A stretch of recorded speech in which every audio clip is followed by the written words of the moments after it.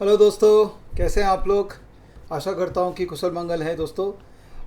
Sorry दोस्तों, काफ़ी दिन हो गए वीडियो रिकॉर्ड नहीं कर पाया। थोड़ा तबीयत गड़बड़ चल रही थी तो सोचा कि पूरी तरीके से सही हो जाऊं उसके बाद ही रिकॉर्ड करूंगा। और अच्छी बात यह है कि दोस्तों कोरोना वगैरह का कोई इश्यू नहीं है। पर एक बार तो मन बहुत घबरा गया था दोस्तों। जब तबीयत ख़राब होती है ना अभी, तो लगता है कि बॉस कुछ तो गड़बड़ है। कहीं से कोई डॉक्टर आ जाए और कहीं कुछ देख लें।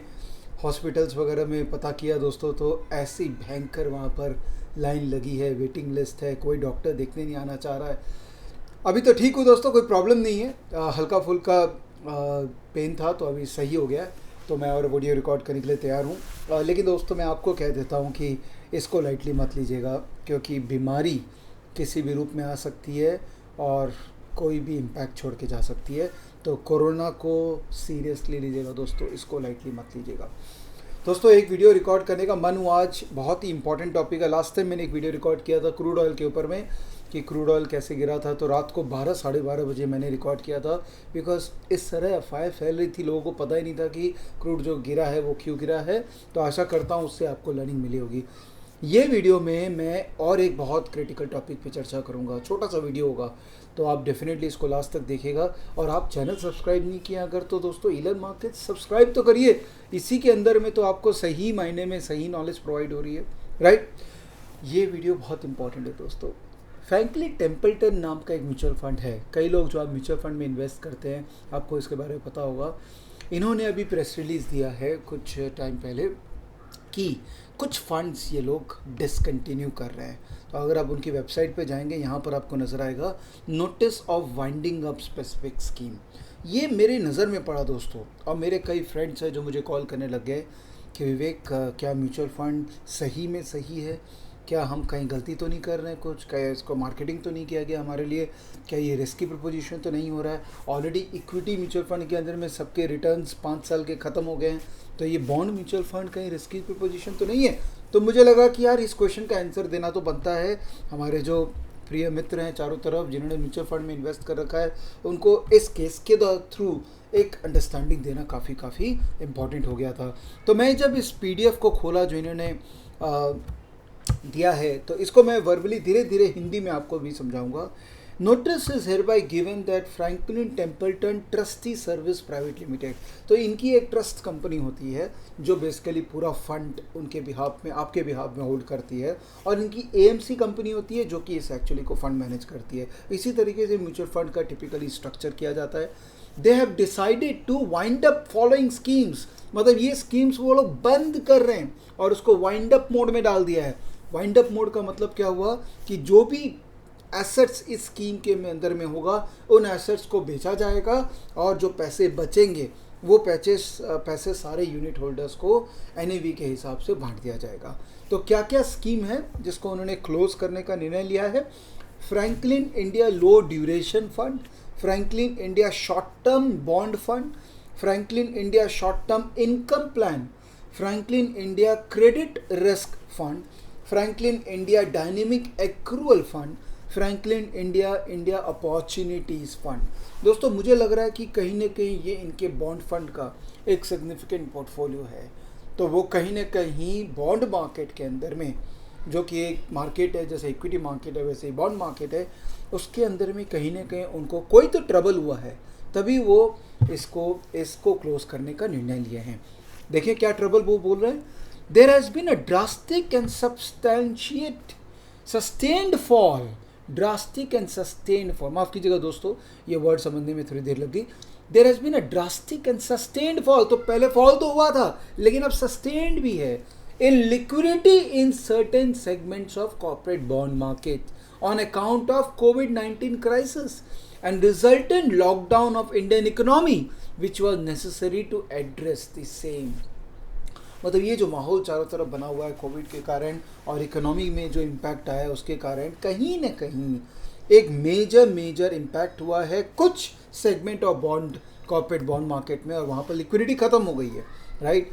Eight the same time mutual fund specially in the fixed income segment are facing continuous and highlighted redemption. ये भी देखिए, ध्यान रखिए, अभी तक हमारे दिमाग में क्या था कि इक्विटी म्यूचुअल फंड्स जो है वो इसमें इन्वेस्टमेंट्स बढ़ रहे हैं, उसमें एसआईपी बढ़ रहा है। और इस महीने एक्चुअली में एसआईपी की जो इंटेंसिटी है वो थोड़ी सी कम हुई है, और जो डेटा बताता है।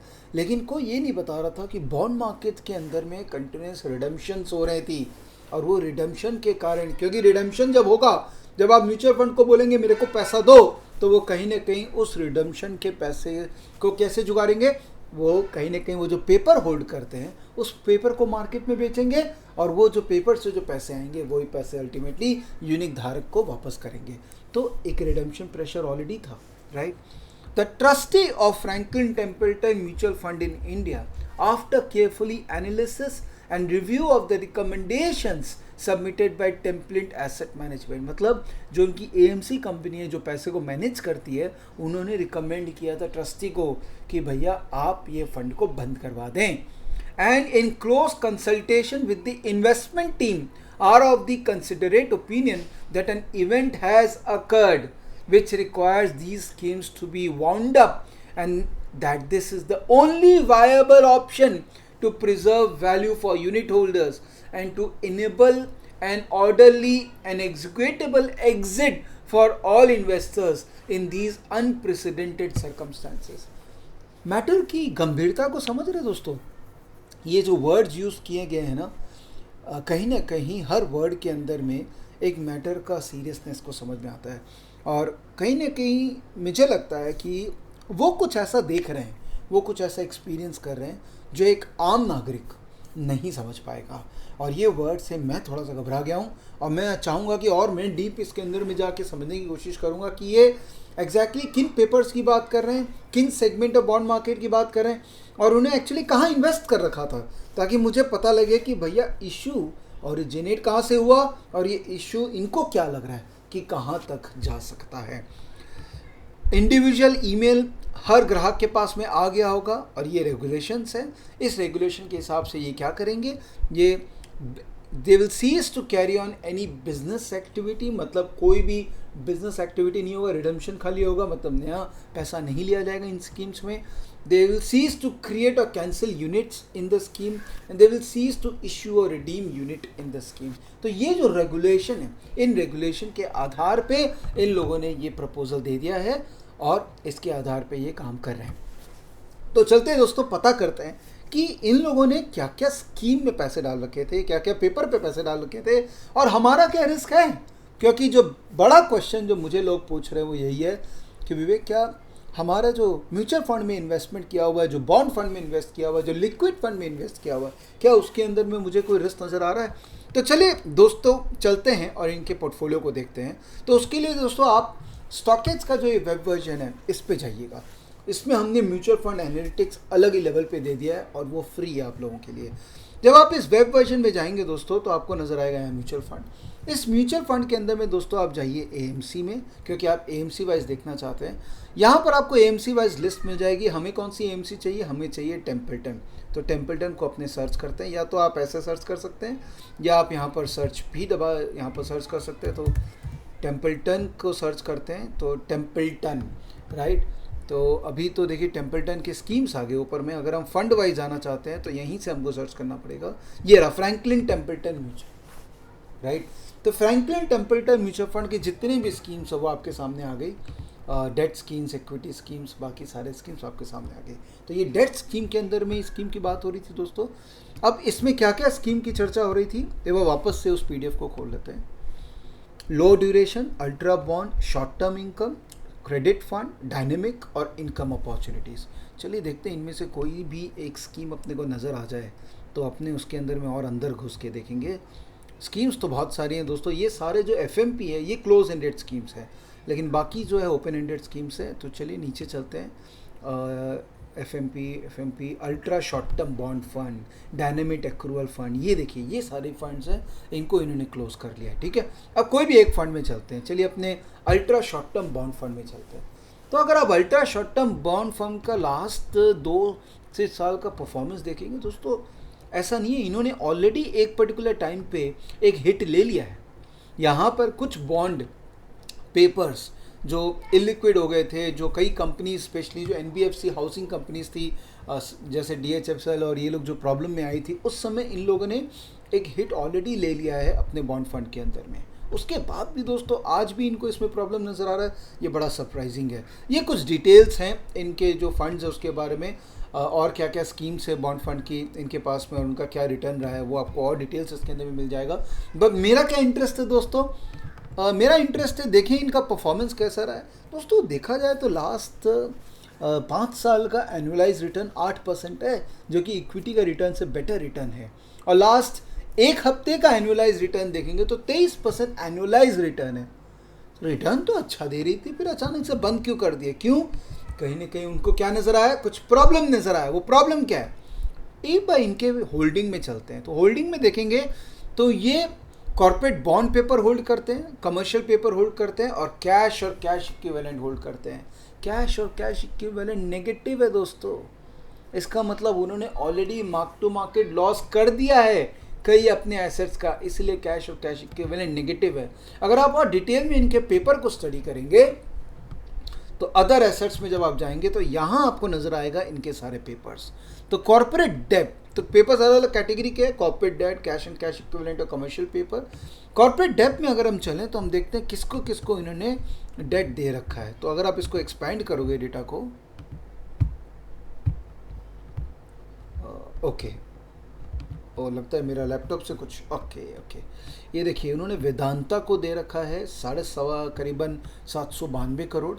इन्होंने जेएम फाइनेंशियल को दे रखा है 540, भारती एयरटेल को दे रखा है करीबन 460, इंडोस्टार कैपिटल फाइनेंस को दे रखा है, ये एक एनबीएफसी कंपनी है, लोहोता विल्टस कॉर्पोरेट को दे रखा है, एडलवाइस कमोडिटीज़ को दे रखा है दोस्तों, एडलवाइस कमोडिटीज़ को करीबन 700 करोड़ दे रखा है, पिरामिल इंटरप्राइज जो कि ऑल्सो एनबीएफसी फंडिंग के अंदर में है, Renew Power, Bharti, Piramal, Clix Capital, Hero Solar Energy, Motilal Oswal Home Finance, Clix Capital Solapur, PNB Housing Finance, Tata Steel, UP विशु, Hinduja Leyland, Tata Power again, Clix Capital Services NBFC है दोस्तों कहीं ना कहीं पीएनबी हाउसिंग, ये आप देख रहे हैं दोस्तों, कहीं ना कहीं इनका भी पोर्टफोलियो में हाउसिंग फाइनेंस कंपनी के ऊपर में काफ़ी एक्सपोजर है।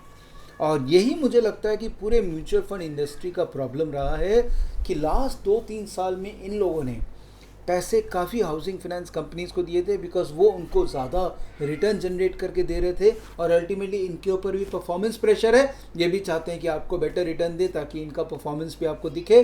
तो ये भर भर के इन्होंने पैसा हाउसिंग फाइनेंस कंपनीज़ को दिया था लास्ट 2 से 3 साल के अंदर में। आज इनको शायद लग रहा है कि ये जो पेपर्स है, जो हाउसिंग फाइनेंस कंपनीज़ के पेपर्स हैं, ये ऑलरेडी लिक्विड नहीं है, इलिक्विड हो गए, इनके कोई बायर्स नहीं है और फ्यूचर हाउसिंग फाइनेंस सेगमेंट के अंदर में इनको बहुत अच्छा नहीं लग रहा है। इसीलिए शायद इनको लग रहा है कि आज मैं पहला होना चाहता हूँ जो इस जंगल की आग से निकल जाना चाहता हूँ, राइट। और अगर मैं निकल गया और मेरे इन्वेस्टर्स बच गए तो जब फ्यूचर में सब कुछ ठीक होगा तो लोग मेरे पर ज़्यादा ट्रस्ट करेंगे। तो शायद दोस्तों एक जंगल में आग जो लगी थी वो शायद अभी भी बुझी नहीं है और इनका ये एक्शन से समझ में आ रहा है कि कहीं ना कहीं अभी भी मार्केट में, बॉन्ड मार्केट में पर्टिकुलरली एक रिस्क अभी भी बैठा हुआ है और जो लोग बॉन्ड पेपर में इन्वेस्ट कर रखे हैं वो रिस्क को भी इनडायरेक्टली कैरी कर रहे हैं। तो अब आप क्या करें? मैंने ये सारी बात तो आपको कर दी, अब आपको क्या करना चाहिए दोस्तों? इक्विटी इन्वेस्टमेंट्स तो ऐसे भी बैंड बच के रखिए। मेरी तो राय ये कि आप एसआईपी मत बंद करिएगा दोस्तों, बिकॉज इक्विटी एसआईपी एक परमानेंट फिक्सचर है, इसको आप बंद नहीं कर सकते हैं। चाहे जो भी आपका अभी तक का परफॉर्मेंस रहा है इक्विटी का, मेरी मानिएगा तो आने वाले टाइम तक एसआईपी अपना बरकरार रखिएगा, जो भी कैपिटल आपने एलोकेट कर रखा है अपना मंथली एसआईपी के लिए।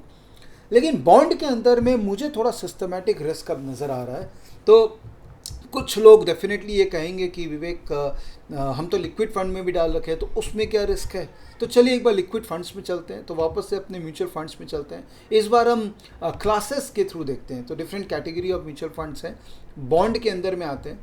बॉन्ड के अंदर में हम देखते हैं कि इसमें लिक्विड फंड कहाँ है, लिक्विड फंड में आते हैं और लिक्विड फंड के अंदर में देखते हैं कि मोरलेस लास्ट एक हफ्ते के अंदर में एनुअलाइज कितना रिटर्न। लिक्विड फंड में अच्छा रिटर्न आ रहा है दोस्तों देखा जाए तो। लेकिन लिक्विड फंड में क्या रिस्क है, क्यों नहीं है दोस्तों? एक बार चलते हैं निप्पॉन इंडिया लिक्विड फंड में चलते हैं और इनका पोर्टफोलियो का कंपोजिशन देखते हैं। दोस्तों हम लोग को कह दिया गया है कि म्यूचुअल फंड सही है, और हम आंख बंद करके उसमें डालते जा रहे हैं। किसी ने भी कभी भी एफर्ट डाला कि मैं देखूं तो कि कितना इन्वेस्टमेंट वो किस पेपर में कर रखा है? किसी को करना ही नहीं है वो काम। दोस्तों हमने स्टॉकेज वेब में और जो ऐप आने वाला उसमें भी आपको म्यूचुअल फंड का भी इतना डेटा दे दिया है कि अब दोस्तों बहाना नहीं चलेगा कि मेरे पास तो समय नहीं है, मेरे पास तो फैसिलिटी नहीं है कि मैं ये देख सकूं। आपके सामने वो डेटा अवेलेबल है। तो आप देखिए इन्होंने कहाँ डाल रखा है, इन्होंने कमर्शियल पेपर में 52% डाल रखा है, सर्टिफिकेट ऑफ डिपॉजिट में 30% डाल रखा है, कैश मैनेजमेंट में 8% डाल रखा है। कमर्शियल पेपर क्या होता है? कंपनी जो इशू करती है शॉर्ट टर्म बोरोइंग के लिए। सर्टिफिकेट ऑफ डिपॉजिट जो कंपनी डिपॉजिट लेती है बाकी लोगों से, जो कि लॉन्गर टेन्योर के लिए थोड़ा होता है। कैश मैनेजमेंट बिल क्या है? जो कॉल मनी मार्केट या जो छोटे छोटे अवधि के जो पेपर अवेलेबल होती है, जो इंटर बैंक बोरोइंग के रूप में अवेलेबल होती है। अगर आप इनके बारे में डिटेल देखना चाहते हो तो आप अदर एसेट में जाइए और अदर एसेट में देखिए, आपको पता लग जाएगा कि ये किस किस कंपनी के पेपर्स, बॉन्ड पेपर को सब्सक्राइब कर रखे हैं और एक आपको फील आ जाएगा कि क्या ये फंड, देखिए पूरा का पूरा तो सेफ नहीं होगा, राइट। थोड़े बहुत तो कंपनीज होंगे जो आज की रेट में हमको डाइसी लग रहे हैं, बट पुराने केस में ये कंपनीज अच्छी थी। बट अगर आप थोड़ा सा कंपोजिशन को और स्टडी करेंगे तो इनका आपको नज़र आ जाएगा कि कमर्शियल पेपर जो है वो किस किस कंपनी के पेपर पे सब्सक्राइब किए हुए हैं। जैसे रिलायंस जियो है, टाटा स्टील है, नेशनल हाउसिंग बैंक है, एनटीपीसी है, भेल है, Reliance industries, national bank of agriculture, BPCL, Vedanta, SDFC, ultra cement, ये सब कंपनीज दोस्तों अच्छी हैं।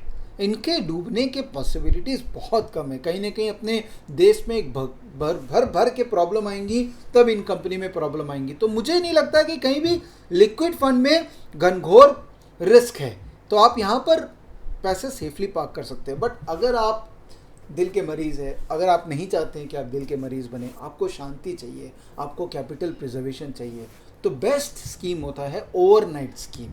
ओके आप किसी भी कैटेगरी में जाइए, मैं किसी भी एक म्यूचुअल फंड को यहाँ रिकमेंड नहीं करता हूँ, मैं जनरल आपको समझाने की कोशिश करता हूँ।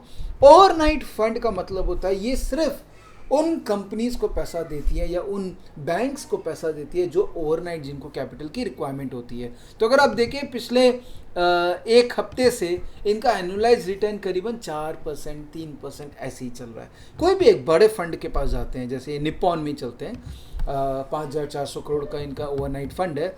इनका अगर होल्डिंग हम लोग देखें तो कैश इक्विवेलेंट 100% है और मैक्सिमम पैसा वो लोग कहाँ लगा रखे हैं? रिवर्स रेपो जो कि इंटर बैंक बोरोइंग है और ट्राई पार्टी रेपो जो कि एक अपने आप में भी इंटर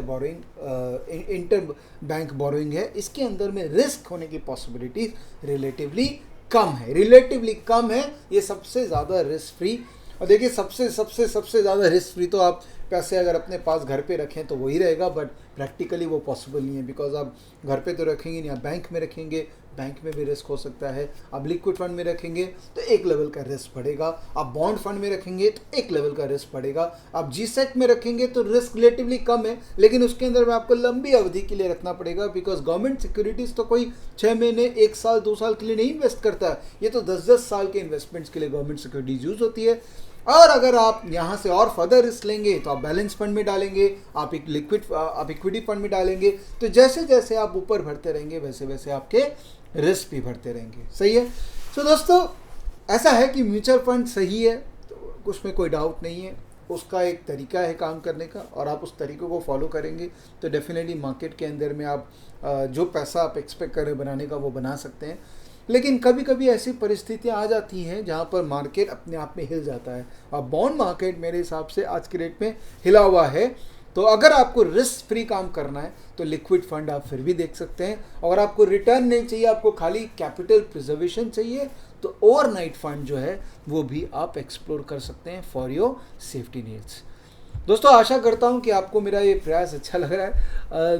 म्यूचुअल फंड के बारे में और मैं वीडियोस रिकॉर्ड करूंगा। ये जो हमने अब स्टॉकेज के अंदर में म्यूचुअल फंड भी डाल दिया और इसको डीपली जो इंटीग्रेट किया इक्विटी के साथ में, ये बहुत मज़ेदार टूल है। तो आदत डालिए दोस्तों, दिन का आधा घंटा अपने ऊपर नहीं डालेंगे, अपने पैसों पे नहीं डालेंगे तो फिर किस पे डालेंगे। आशा करता हूँ ये वीडियो पसंद आ रहा है, और भी रिकॉर्ड करूँगा।